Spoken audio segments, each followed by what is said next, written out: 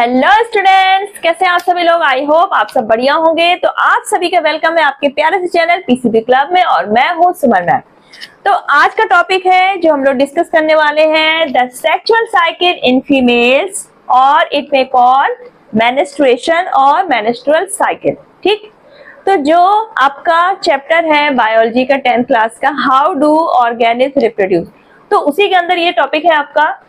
तो sexual cycle in females that is called menstruation. तो what is menstruation and why it is necessary for females? तो चलिए फिर discuss करते हैं। सबसे पहले आप ये डायग्राम देख रहे होंगे, ये डायग्राम आपको समझ में आ गया होगा। This is the diagram of female reproductive system. तो एक बार फिर से चलिए मैं रिवाइज करा देती हूँ। ये आपके क्या है, ovaries, these are Fallopian ducts, this is uterus, cervix, vagina. ठीक है, तो ये आपका सिंपल सा डायग्राम है। अब जब कोई भी फीमेल बर्थ लेती है, कोई भी लिटिल बेबी है, तो जब वो बर्थ लेती है तो एट बर्थ टाइम ही उसकी बॉडी पर बहुत सारी इमेच्योर जो ओवम है, एग्स हैं, वो प्रेजेंट होते हैं। और ओवम किसके अंदर होते हैं? फॉलिकल्स के अंदर। और वो फॉलिकल्स भी कैसी होती है? इमेच्योर।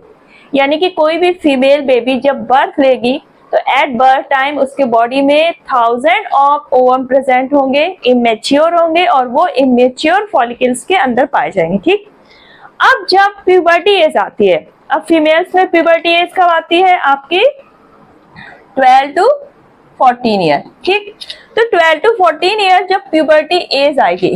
अब प्यूबर्टी जब एज आती है तो प्यूबर्टी एज के लिए सबसे पहले क्या चाहिए? जो फीमेल सेक्स हार्मोन है, that are estrogen and progesterone. अब ये हार्मोन्स बॉडी में रिलीज होंगे। अब ये हार्मोन्स कहाँ से बनेंगे? जो आपकी ये ओवरीज हैं, ओवरी से ही जो आपके फीमेल रिप्रोडक्टिव हार्मोन्स हैं, सेक्स हार्मोन्स हैं, एस्ट्रोजन एंड प्रोजेस्टेरॉन, इनका सेक्रेशन स्टार्ट होगा और ये ब्लड में पहुंचेंगे। ठीक, अब जो फीमेल्स की बॉडी में चेंजेस आएंगे, साथ ही साथ जो आपकी इमेच्योर फॉलिकल्स थी ओवरीज के अंदर, जो इमेच्योर फॉलिकल्स थी वो कैसी हो जाएंगी? मैच्योर। और जो उसमें ओवम थे वो भी अब मैच्योर होना शुरू हो जाएंगे। तो सबसे पहला जब प्यूबर्टी स्टेज स्टार्टिंग है तो सबसे पहले एक जो ओवम होगा, एक आपकी जो फॉलिकल होगी वो मैच्योर होगी और उससे एक मैच्योर ओवा क्या होगा? वो उसको रिलीज करेगी। वो मैच्योर होके क्या हो जाएगी? फट जाएगी, बर्स्ट हो जाएगी। तो ये जो फॉलिकल से जब ओवम का रिलीज होता है, अब ये रिलीज कहाँ पर होगा? फैलोपियन जो ट्यूब है इसकी क्या होगी? फनल शेप्ड होता है। तो यहाँ पर ये एग रिलीज होगा। ठीक, तो ये जो रिलीज हो रहा है ओवम का, that process is called ovulation. So what is ovulation? The release of an ovum or egg from an ovary is called ovulation. ठीक है, तो आपका फर्स्ट ओवुलेशन प्रोसेस हुआ एट प्यूबर्टी इसके स्टार्टिंग में। तो जो ओवुलेशन प्रोसेस है that is release of an ova from ovary. अब क्या हुआ? ओवुलेशन प्रोसेस के स्टार्ट होने से पहले जो यूट्रस की वॉल है ये कैसी हो जाएगी? थिक। ये कैसी हो जाएगी? थिक। यहाँ पर बहुत सारा ब्लड इकट्ठा हो जाएगा, ब्लड कैपिलरीज बन जाएंगे, ब्लड टिश्यू इकट्ठा हो जाएगा और ये कैसे हो जाएगी? Thick, soft, spongy. ठीक, अब यहाँ पे ये जो वॉल बन रही है ब्लड की, ब्लड कैपिलरीज की, इसका फॉर्मेशन होना क्यों जरूरी है? ये फॉर्मेशन है मेनली इस ओवम के लिए। बाय चांस ये ओवम अगर फर्टिलाइज हो जाता है, क्योंकि अब ओवम रिलीज हो रहा है यानी कि फीमेल की रिप्रोडक्टिव लाइफ स्टार्ट हो गई है, और जो फर्स्ट, और अगर ये ओवम बाय चांस इसको स्पर्म मिल जाता है और ये फर्टिलाइज्ड हो जाती है। अगर ये कैसी हो जाती है? हमारी फर्टिलाइज्ड। अगर ये फर्टिलाइज्ड हो जाएगी तो क्या होगा? फर्दर ये एम्ब्रियो बनेगा, बेबी फॉर्मेशन के लिए रेडी होगी। तो ये यहाँ पर आएगी, फैलोपियन डक्ट से होती हुई कहाँ पर आएगी? यूट्रस पे। अब यूट्रस पे क्या होगी? ये यहाँ पर आगे इसका ग्रोथ होगा। तो इसको क्या चाहिए? न्यूट्रिशन चाहिए, ऑक्सीजन चाहिए, डेवलपमेंट के लिए सारी चीजें चाहिए। तो वो जो ये वॉल बन रही है वो इसको प्रोवाइड करेगी। तो ये जो फर्टिलाइज्ड एग होगा ये एम्ब्रियो फॉर्म में आकर यहाँ पर क्या होगा? इस वॉल से स्टिक हो जाएगा, उस पर एम्बेडेड हो जाएगा और इसको फर्दर न्यूट्रिशन इसको मिलता रहेगा। तो ये वॉल का जो फॉर्मेशन है ये कंप्लीट हो जाता है बिफोर ओवल्यूशन, ठीक है। अब बाय चांस इस एग को स्पर्म नहीं मिला और ये फर्टिलाइज नहीं हुई। अब अगर ये फर्टिलाइज नहीं होती है तो इस वॉल का कोई यूज नहीं है, क्योंकि मेन इसका जो वर्क था, मेन पर्पस था इसके ग्रोथ के लिए, एम्ब्रियो के ग्रोथ के लिए। अब जब फर्टिलाइजेशन नहीं हुआ तो क्या होगा, ये जो है अब इसका काम खत्म। अब पहले, इससे पहले हम ये जानेंगे ये जो ओवल्यूशन होता है ये होता कब है। तो जब मेंस्ट्रुअल साइकिल स्टार्ट होती है, मेंस्ट्रुअल साइकिल स्टार्ट होती है उसके 14th डे पर, 14th डे पे, फर्स्ट डे से स्टार्ट हुई, 14th डे पर क्या होगा, ओवल्यूशन प्रोसेस होगा, ठीक।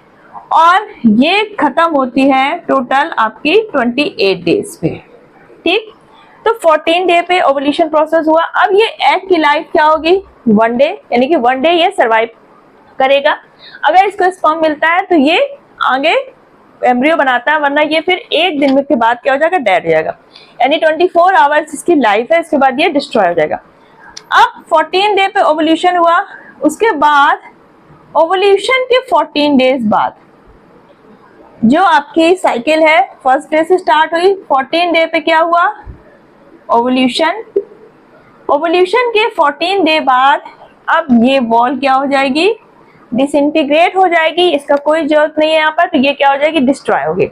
अब जब ये डिस्ट्रॉय होगी तो इसमें बहुत सारी ब्लड वेसल्स है, अदर टिश्यूज, तो ये सारे क्या होंगे, ब्रेक हो जाएंगे और ये वेजाइना के थ्रू एज ब्लीडिंग के थ्रू क्या हो जाएगा, बाहर आ जाएगा, ठीक। तो ये आपका जो ब्रेक डाउन होके वेजाइना के through as a bleeding form में जो बाहर आता है, that is called menstrual cycle or menstruation. So what is menstruation? The breakdown and removal of the inner thick and soft lining of the uterus.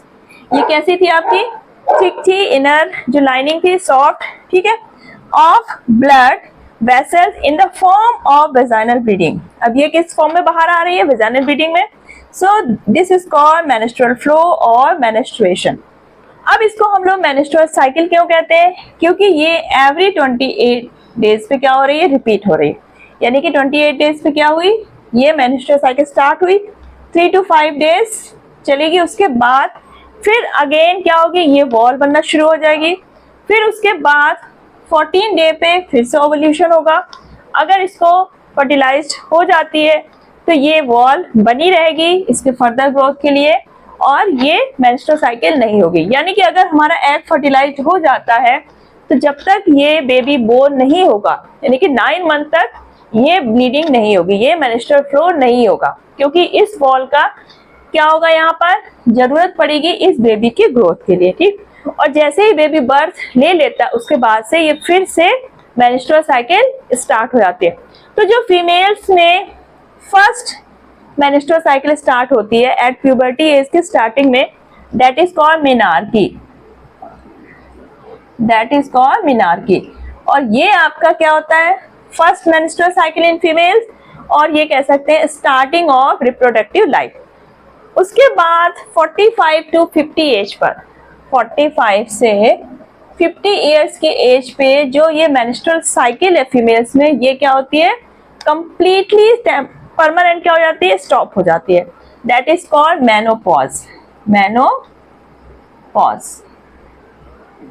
और menopause के बाद कोई भी लेडी प्रेग्नेंट नहीं हो सकती, यानी कि that is the end of the reproductive life of females. So I hope आपको ये टॉपिक बहुत इजीली समझ में आ गया होगा। और तो अगर आज का वीडियो आपके लिए फ्रूटफुल रहा है तो इसको ज्यादा शेयर करिए और चैनल को सब्सक्राइब करना बिल्कुल मत भूलिएगा। हैं फिर किसी एक और फ्रूटफुल वीडियो के साथ, तब तक अपना ख्याल रखिएगा। Bye bye, take care.